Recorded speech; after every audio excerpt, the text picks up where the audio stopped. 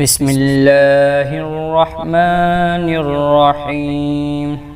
شروع اللہ کے نام سے جو بڑا مہربان نہایت رحم والا ہے۔ بعض لوگ کہتے ہیں کہ ہم اللہ تعالیٰ پر اور قیامت کے دن پر ایمان رکھتے ہیں، لیکن در حقیقت وہ ایمان والے نہیں ہیں۔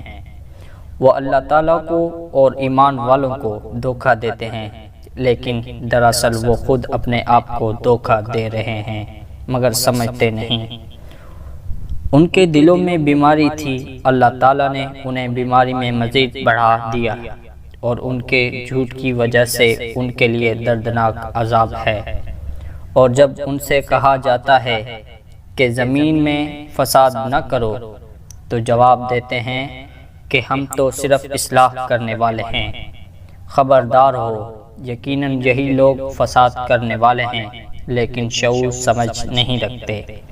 اور جب ان سے کہا جاتا ہے کہ اور لوگوں یعنی صحابہ کی طرح تم بھی ایمان لاؤ، تو جواب دیتے ہیں کیا ہم ایسا ایمان لائیں جیسا بے وقوف لائے ہیں؟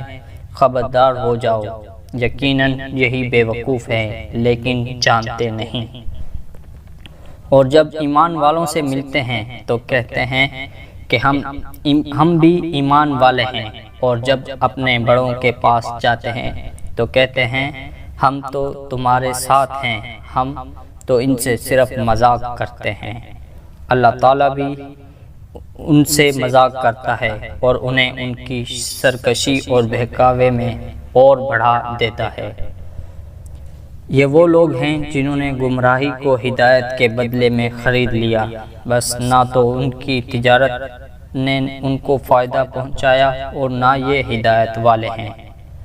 ان کی مثال اس شخص کی سی ہے جس نے آگ جلائی، بس آس پاس کی چیزیں روشنی میں آئی ہی تھیں کہ اللہ نے ان کے نور گولے کیا اور انہیں اندھیروں میں چھوڑ دیا۔ جو ہی دیکھتے ہیں بہرے گونگے اندھے ہیں، بس وہ نہیں لوٹتے۔ یا آسمانی برسات کی طرح جس میں اندھیریاں اور گرج اور بجلی ہو، موت سے ڈر کر کڑاکے کی وجہ سے اپنی انگلیاں اپنے کانوں میں ڈال لیتے ہیں، اور اللہ تعالیٰ کافروں کو گھیرنے والا ہے۔ قریب ہے کہ بجلی ان کی آنکھیں اچک لے جائے، جب ان کے لیے روشنی گرتی ہے تو اس میں چلتے پھرتے ہیں، اور جب ان پر اندھیریاں گرتی ہیں تو گھیرے ہو جاتے ہیں۔ اور اگر اللہ تعالیٰ چاہے تو ان کے کانوں اور آنکھوں کو بیکار کر دے۔ یقیناً اللہ تعالیٰ ہر چیز پر قدرت رکھنے والا ہے۔